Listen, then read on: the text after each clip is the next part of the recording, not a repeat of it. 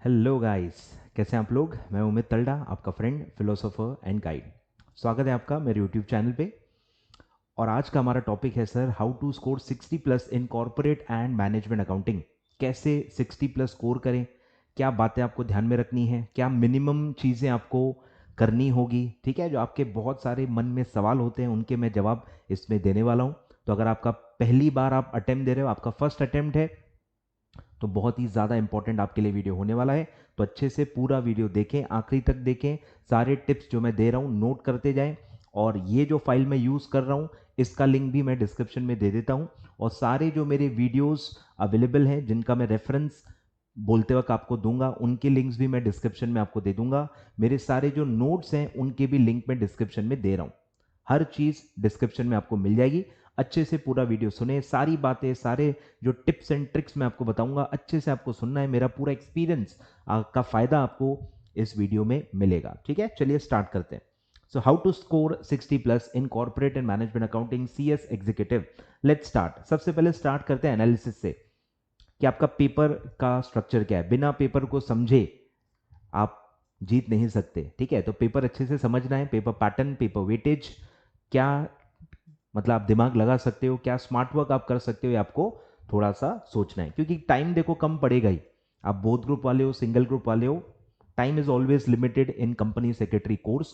कोई ऐसा नहीं कहेगा मेरे पास तो बहुत टाइम है, टाइम ही टाइम है और मेरे पास पढ़ने के लिए कुछ नहीं है। ऐसा बहुत रेयर ही होता है इस फील्ड में। ठीक है, तो टाइम का एक क्रंच रहेगा ही, हमेशा टाइम कम रहेगा और आपको कहीं ना कहीं लगेगा कि भाई क्या पहले करूं, क्या बाद में करूं, थोड़ा बहुत क्या मैं स्किप कर सकता हूं, कैसे मैं अपनी चीजों को प्रायोरिटाइज कर सकता हूं। ये चीजें आपके मन में हमेशा आते रहेंगी। ठीक है, तो सबसे पहला जो ब्रेकअप है वो है थेरी वर्सेस प्रैक्टिकल। ठीक है, कितने एमसीक्यूज आपके थेरी आते हैं, कितने एमसीक्यूज आपके प्रैक्टिकल के आते हैं। ओवर द इयर्स जो भी न्यू सिलेबस के पेपर्स हुए हैं उन सब का ब्रेकअप मैंने आपको दिया हुआ है। ठीक है, तो आप देख सकते हो लेटेस्ट जो जून 22 का पेपर हुआ था उसमें थेरी आई थी सर भर भर के 74 मार्क्स की, और सिर्फ 26 मार्क्स का ही प्रैक्टिकल आया था। और जस्ट उसके एक अटेम्प्ट पहले आप देखोगे 39 मार्क के प्रैक्टिकल आए थे। सोच के देखो, 60-40 ऑलमोस्ट ये रेशियो था, 61-39। और स्टार्टिंग में तो मतलब थेरी ज्यादा ही आती थी, पर दिसंबर 21 में आप देख सकते हो 61 और 39 का रेशियो रह चुका है। तो अगर आप एक मिनिमम मैक्सिमम की रेंज लोगे तो मिनिमम प्रैक्टिकल्स जो आए हैं वो है 23 और मैक्सिमम जो आए हैं वो है 39। 39 ऑलरेडी एक बार आ चुके हैं, तो कभी भी 39-40 तो देखो आ सकते हैं। उससे ज्यादा आएंगे कि नहीं कह नहीं सकते, बट आप समझ जाओ कि 25 से लेके 40 ये रेंज मतलब आ रही है। 25 से लेके 40 मार्क्स तक का प्रैक्टिकल आपका आता है। तो इसीलिए काफी बच्चे एक सवाल करते हैं, ठीक है, जो मैंने आगे कवर अप किया है ये वाला, कि sir can we only study theory theory theory theory and I can we completely skip the practical part. मेरा मैथ्स बहुत वीक है, मुझे बहुत फियर है मैथ्स से, मेरे को नहीं जमते हैं, बहुत टाइम दे के देख लिया सर, हमसे नहीं हो पा रहा है, तो क्या हम पूरा गिव अप कर लें प्रैक्टिकल्स को और सिर्फ थेरी के भरोसे जाएं। तो आंसर हमेशा मेरा रहेगा नो, नो, नेवर। ठीक है, नो, नेवर। ठीक है, तो बिल्कुल भी ये सवाल आप मुझसे नहीं पूछेंगे, प्रैक्टिकल के बिना आप नहीं जा सकते। अगर आपको खासकर 60 प्लस स्कोर करना है, आप खुद ही सोच लो ना, 60 प्लस स्कोर करना है और आप 25 से लेके 40 मार्क्स का पूरा सिलेबस ही छोड़ के जाओगे तो आप कैसे 60 प्लस ला सकते हो। क्यों आपको भगवान भरोसे जाना है, क्यों आपको अपनी मेहनत, अपने हार्डवर्क के हिसाब से क्यों नहीं जाना है। ठीक है, तो प्रैक्टिकल आपको कवर करना है। पहले माइंडसेट बना लो कि भाई प्रैक्टिकल तो मुझे करके जाना है, पूरा प्रैक्टिकल मैं स्किप नहीं कर सकता या कर सकती। ठीक है, तो अब उसमें स्मार्ट वर्क आता है कि क्यों आप चैप्टर लेवल पे सोच रहे हो, क्यों आप पूरे सिलेबस के लेवल पे सोच रहे हो। आप माइन्यूटेस्ट लेवल पे जाओ ना, आप टाइप वाइज जाओ, आप टाइप वाइज दिमाग लगाओ। जैसे मैंने आपको इसमें हेल्प की है, मैंने प्रैक्टिकल्स की एक लिस्ट बना के दिया आपको टाइप वाइज, कि ये टाइप का जो प्रैक्टिकल क्वेश्चन है वो इजी है, मीडियम टफ है या बहुत टफ है। तो मैं आपसे वही कह रहा हूं कि हर बच्चा जिसको मैथ से डर भी होगा ना, इजी टाइप के क्वेश्चंस वो कर सकता है, क्योंकि उसमें कुछ खास होता ही नहीं है, कंसेप्ट और बहुत ही बेसिक मैथ से भी वो आपका हो जाता है। आ रहा है ख्याल में, बहुत ही बेसिक मैथ्स लगता है, कोई बहुत ज्यादा हाईटेक फॉर्मूलेज मैथमेटिक्स आपको उसमें नहीं लगाने होते हैं। तो एटलीस्ट मैंने आपको ये फिल्टर आउट करके दे दिया है, तो आपको ये सारे इजी टाइप के जो क्वेश्चंस हैं वो आपको ज़रूर कवर करके जाने हैं। थोड़ा एफर्ट लगाना है मीडियम टाइप के इस पे, और टफ वाले जो है वो आप कंफर्टेबली स्किप कर सकते हो, तो आपका मिनिमम लॉस होगा। पूरा प्रैक्टिकल छोड़ने से सिर्फ टफ टाइप के प्रैक्टिकल आप छोड़ोगे तो इट्स अ बिग लीप। मेरे हिसाब से काफी फायदा होगा आपका, और बहुत ही मिनिमम रिस्क आपका रहेगा। ठीक है, क्लियर है क्या? तो पहला सवाल क्लियर है कि भैया आपको फोकस थ्योरी पे करना है। ऐसा मैं नहीं कह रहा हूं कि प्रैक्टिकल पे फोकस करना है, फोकस तो थ्योरी पे ही करना है, थ्योरी पे ही ज्यादा टाइम देना है, थ्योरी के भरोसे ही आपकी पासिंग निकलेगी, ये तो मैं आपसे कह सकता हूं। बट अगर आपको स्कोर करना है 50, 60, 70, 75, तो फिर आपको प्रैक्टिकल के बिना आप उसके आगे जा नहीं सकते। ठीक है, 40, 45 आ जाते हैं थ्योरी से, ठीक है, पर 40, 45 से कुछ आपका होने वाला है नहीं। इतने चिल्लर और इजी सब्जेक्ट्स में अगर आप 40, 45 में खुश हो, तो आप बाकी सब्जेक्ट्स में क्या करोगे? इस पेपर में आप 45 के लिए रेडी हो गए हो, तो एसएलसीएम में बाकी क्या 60 कैसे लाओगे?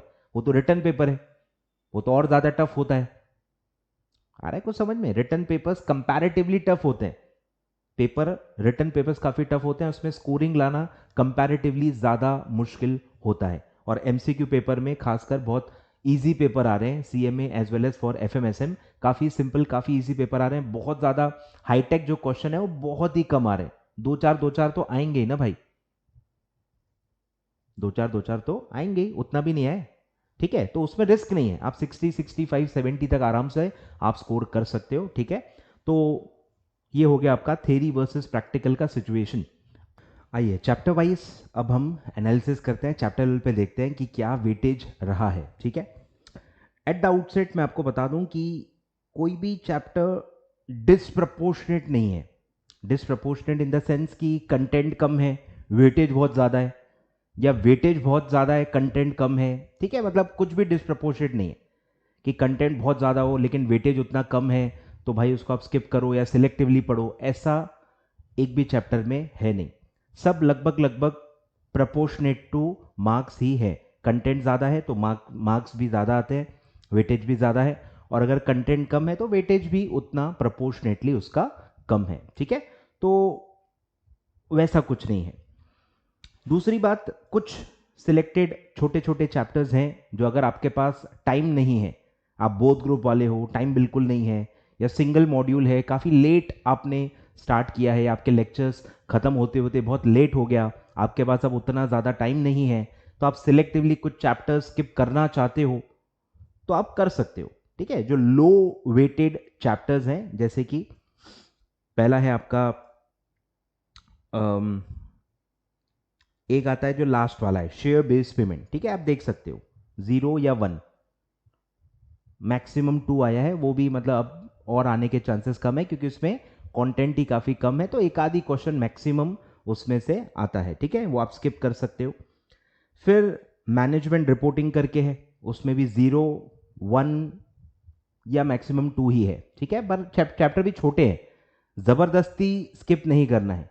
अगर आपके पास टाइम है, अगर आपका सिंगल ही ग्रुप है, आप कर सकते हो कवर, सिर्फ आलस के चक्कर में या जबरदस्ती दिमाग लगाना है हमको इसलिए आप स्किप करना चाहते हो तो मत करो। टाइम है तो सब कवर करो क्योंकि सब आसान है, सब में से कुछ ना कुछ आ रहा है।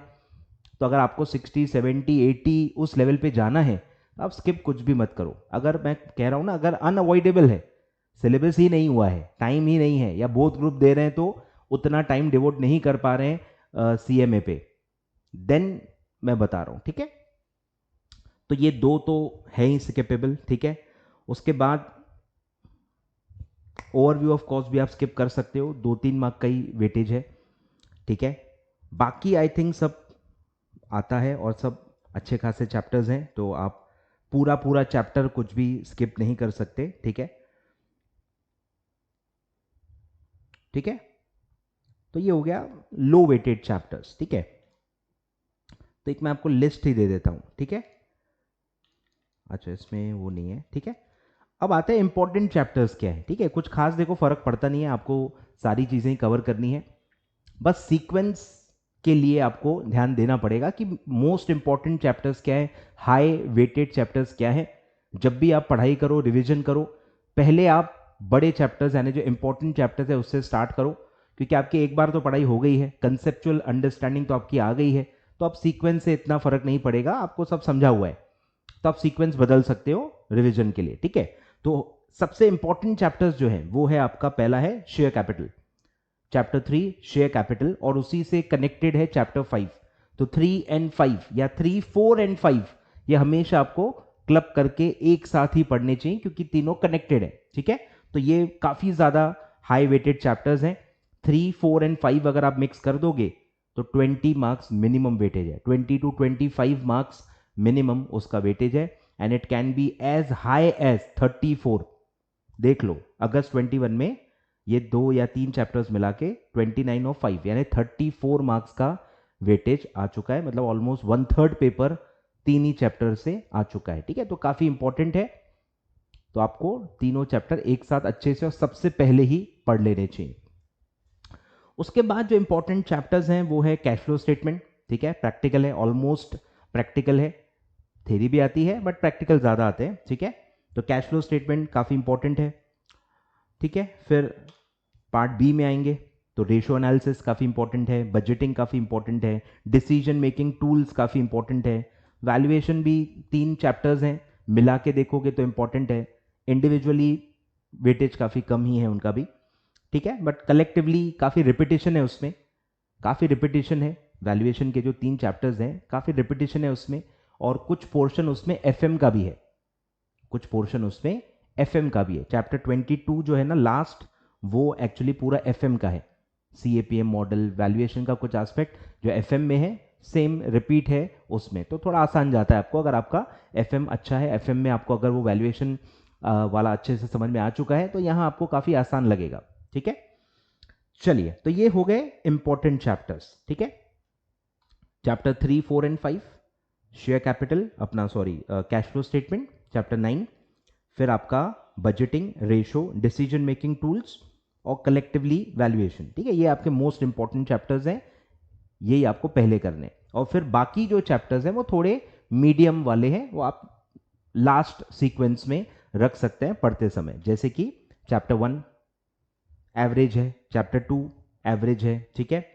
फिर चैप्टर ये जो है 6 फाइनेंशियल स्टेटमेंट इंटरप्रिटेशन, कंसोलिडेशन, ठीक है, ये सब मीडियम चैप्टर्स हैं, मीडियम इंपॉर्टेंट है, ठीक है। फिर एएस के जो 3 चैप्टर्स हैं 10, 11, 12 ये भी काफ़ी इंपॉर्टेंट है, कलेक्टिवली इनका भी वेटेज एज हाई एज 23 तक भी गया हुआ है, बट अब काफ़ी उसमें कंटेंट बचा नहीं है, काफ़ी ज़्यादा पूछा जा चुका है, रिपीट भी ज़्यादा कितना पूछेंगे, तो इसका वेटेज अब मेरे ख्याल से 10, 11 या 12 मार्क तक ही मैक्सिमम रहेगा, बहुत ज़्यादा 20, 25 मार्क अब मेरे ख्याल से चांसेस काफ़ी कम है, ठीक है। तो ये सब मीडियम चैप्टर में आते हैं, ठीक है। Overview of cost, cost accounting records, ठीक है, मैनेजमेंट रिपोर्ट, ये सब छोटे छोटे मीडियम चैप्टर्स हैं, इसको आपको सीक्वेंस में आगे रखना है, पहले वाले मोस्ट इंपॉर्टेंट चैप्टर्स आपको हमेशा पहले पढ़ने हैं, ठीक है। आगे बढ़ते हैं, तो ये मैंने आपको पूरी लिस्ट दी है, ठीक है। इजी टाइप के जो क्वेश्चन है आप देख सकते हो। Amount to be debited to share capital at the time of officer, इसका सिंपल आंसर है कॉल्ड अप कैपिटल, जितना भी कॉल्ड अप वैल्यू होता है उतने से शेयर कैपिटल डेबिट होता है eight the time of officer, मतलब कुछ दिमाग ही नहीं लगाना है, बस क्वेश्चन में देखना है कि कॉल्ड अप वैल्यू कितनी है और कॉल्ड अप वैल्यू वाला आंसर टिक करना है। इस मतलब काफी इजी क्वेश्चंस है, मैं कह रहा हूं स्किप बिल्कुल मत करना, ठीक है। Amount to be transfer to capital reserve, ठीक है, ये भी काफी इजी होता है कि कितना फॉरफिशर के वक्त मिला था, फिर री इशू के वक्त कितना लॉस है, माइनस कर लो, बचा हुआ कैपिटल रिजर्व में ट्रांसफर कर लो, बहुत ही सिंपल है, आप प्रैक्टिस करोगे ना बहुत इजी आपको लगेगा, ठीक है। और रिपीट सेम टाइप के आते हैं, आपने पास पेपर के भी सारे क्वेश्चन किए होंगे ना, सेम टाइप के ही आ रहे हैं, नंबर बदल बदल के सेम टाइप के क्वेश्चंस आ रहे हैं, तो बिल्कुल भी प्रैक्टिकल स्किप करने की कोशिश मत करना, पछताओगे बाद में कि क्यों नहीं करके गया, सब तो सेम आ रहा है, ठीक है। फिर है amount of dividend, same paid up capital पे डिविडेंड होता है, बस पेड अप कैपिटल आपको निकालना है, काफी बार तो पेड अप कैपिटल डायरेक्टली भी दिया रहता है, नहीं तो क्या करना है, called up capital minus call in arrear, paid up capital आ गया इनटू रेट ऑफ डिविडेंड, खत्म, एक स्टेप में आंसर आ जाता है, ठीक है। EPS, P ratio, valuation of goodwill, ठीक है, cash flow from financing investing, loss on issue of debentures, net liability of underwriters, amount credited to share forfeiture account, transfer to वही सीआरआर, कितना CRR में transfer करेंगे, preference shares और even आपका buyback में भी आता है, ठीक है, दोनों चैप्टर में क्वेश्चंस आते हैं। फिर number of equity shares to be issued for the redemption of preference shares, valuation of shares based on P ratio method, margin of safety, amount of profit, turnover ratios, काफी easy है बस, और फॉर्मूले भी easy हैं, कोई hard and fast आपको इतना ज़्यादा रटने की ज़रूरत नहीं है, लॉजिक बेस्ड काफ़ी ये है, फॉर्मूलेज हैं, काफ़ी फॉर्मूलेज नाम से ही बनते हैं, तो थोड़ा दिमाग लगाओ, स्मार्ट वर्क करोगे तो मेरे ख्याल से आप सेग्रीगेट कर सकते हो इजी और टफ को, इजी पूरा अच्छे से करके जाना है, ठीक है। फिर ये थोड़े मीडियम टफ है जिसमें हल्का आपको एफर्ट लेना पड़ेगा, हल्की प्रैक्टिस करनी पड़ेगी, हल्का मैथमेटिक्स भी आएगा, तो ये वाला थोड़ा एरिया है जिसमें आप एफर्ट मार के एटलीस्ट कर सकते हो, स्टिल ये कर सकते हो, छोड़ने की जरूरत नहीं है, ठीक है। तो cash flow from operating activity, operating वाले आपको पता ही है, एड बैग ये वो थोड़ा सा ट्विस्टेड होते हैं। गुडविल के कुछ जो है कंसोलिडेशन पे जो आता है, गुडविल या कैपिटल रिजर्व का अमाउंट निकालना होता है, माइनॉरिटी इंटरेस्ट, वैल्यूएशन के कुछ मेथड्स हैं, बीईपी है, ओवरऑल पी रेशो है, क्विक रेशो, ठीक है। इसमें थोड़े से दिमाग भी लगाना है, थोड़ा सा हल्का सा मैथमेटिक्स भी आ जाता है, इसलिए मैंने इसको मीडियम कैटेगरी में रखा हुआ है।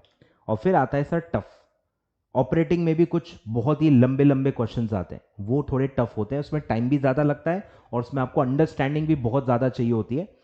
फिर प्रॉफिट और loss on cancellation of own debentures, debentures के कुछ मेथड्स आपको टफ लग सकते हैं। सिलेक्टिवली ऐसे चुनिंदा टॉपिक्स, चुनिंदा टाइप के प्रैक्टिकल क्वेश्चंस आप स्किप कर सकते हो, still you can manage to score 60+, ठीक है। पूरे चैप्टर स्किप करने का आइडिया छोड़ दो, वो पुराना ओल्ड स्कूल थॉट है।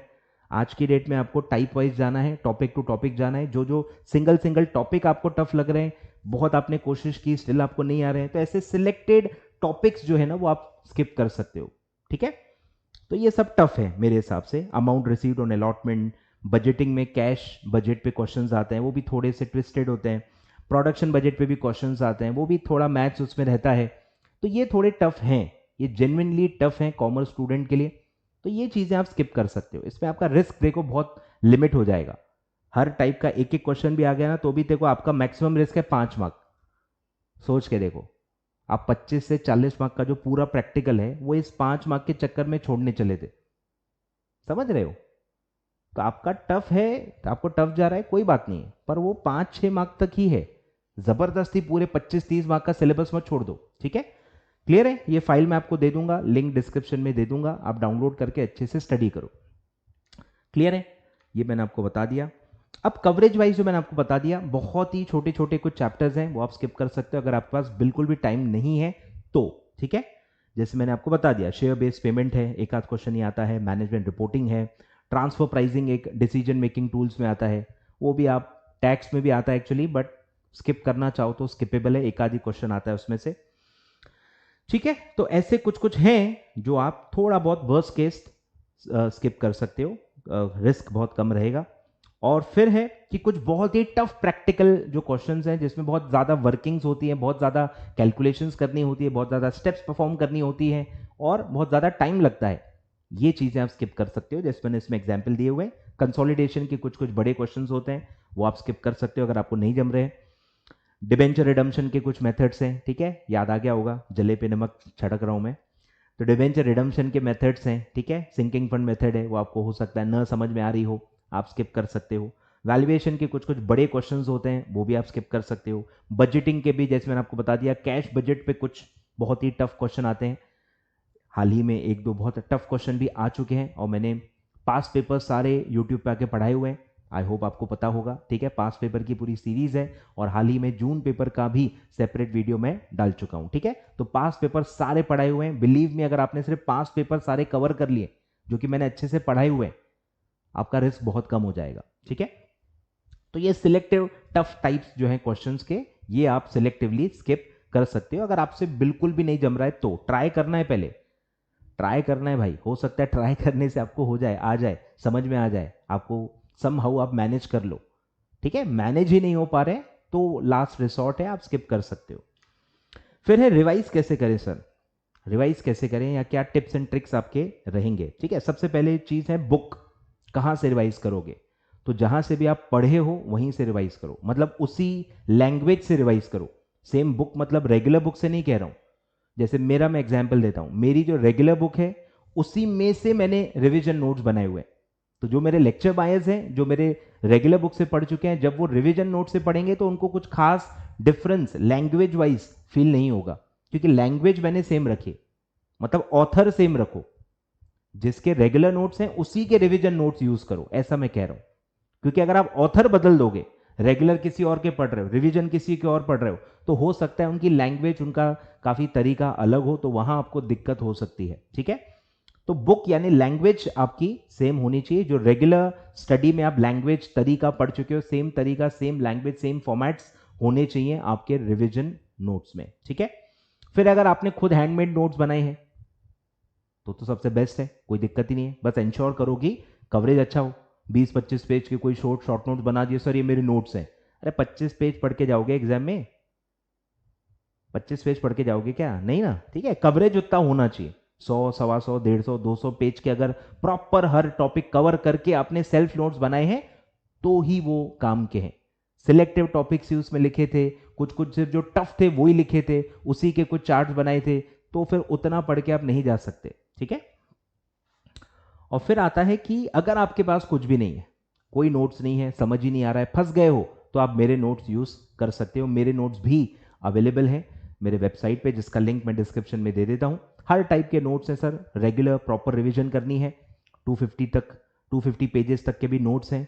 क्विक रिविजन्स करनी है तो एंड गेम नोट्स भी दिए हैं, जिसमें सारे क्रीम पंचवर्ड्स एक जगह पे आपको दिए हुए हैं।